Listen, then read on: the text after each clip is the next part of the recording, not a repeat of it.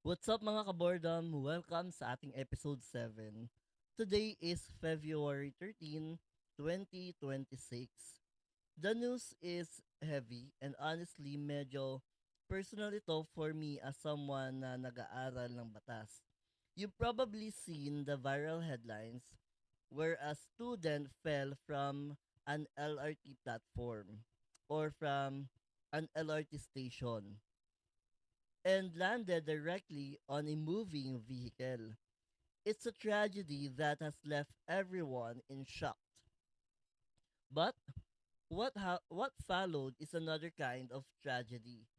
The driver was immediately arrested and detained for reckless imprudence resulting in homicide. Pero bago tayo magpatuloy, disclaimer muna. First, I am not a lawyer. And second, I am just someone na nag-aaral ng batas. So please do not take this as legal advice or a formal legal commentary. But you may consider this as an analysis and a conversation for someone who's hitting the law books but seeing the harsh reality on our streets. Now, bakit nga ba sa Pilipinas, kahit wala kang kasalanan, ikaw pa rin ang nakadetine? Ikaw pa rin yung kinukulong. Is the driver a criminal or a victim of a fallback culture? That's why, and now, hindi that's why eh. Kaya, let's break it down. Why was the driver arrested? Right now, he is under what we call an inquest proceeding. Under the rules of court, it's a summary investigation where someone is arrested without a warrant. Pero ito ang open secret sa kalsada. Ang mga pulis madalas mag-err on side of caution. Bakit? Because of the fear of administrative complaints.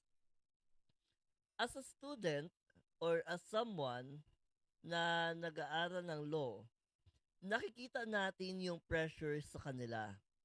They fear being accused of neglect of duty. If they release the driver or if they release a driver without a prosecutor's order. But let's look at Article 365 of the revised Penal Code. For reckless imprudence to exist, there must be an inexcusable lack of precaution.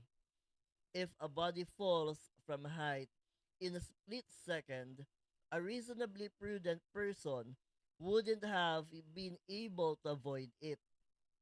Sabi nga, physics doesn't care about your license. You simply cannot react to the impossible. Kaya let's talk about two principles here na dapat nating nalalaman. Ang una ay ang emergency rule.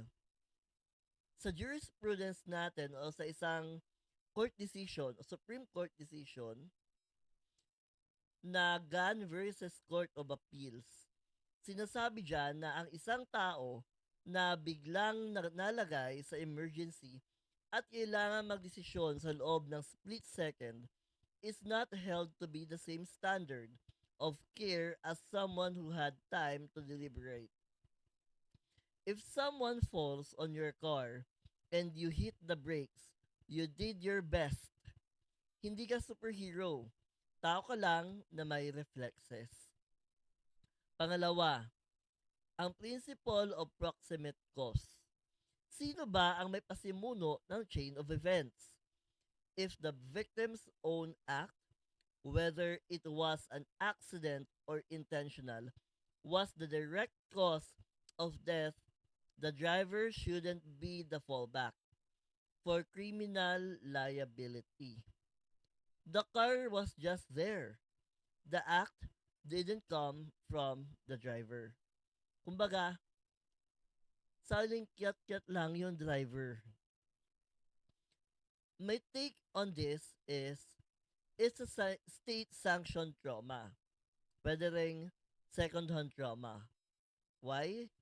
While we offer our deepest condolences to the family of the student, we have to recognize that the driver is also a victim, being detained, having a mugshot taken, and spending your life savings on a lawyer for an unavoidable accident is a form of trauma. The law shouldn't the law should be a search for truth, not a search for a scapegoat. Para lang may masabing para lang meron tayong masabing may nananagot. Kapag pinilit nating panagutin ang inosente, we aren't giving justice to the dead. We are just creating more victims. I believe the spirit of law is justice. Ang batas ay para sa katarungan, hindi sa paghahanap ng fallback dahil lang may namatay. Let's stop treating innocent driver as a collateral damage. We hope the prosecutor sees the facts. This was a tragedy, not a crime. Maraming salamat sa pakikinig at kung nakaabot kayo dito sa dulo, thank you so much. Again, this has been episode 7 ng ating podcast. Kaya stay wise, stay informed, and always protect your rights. See you sa next episode. Bye-bye.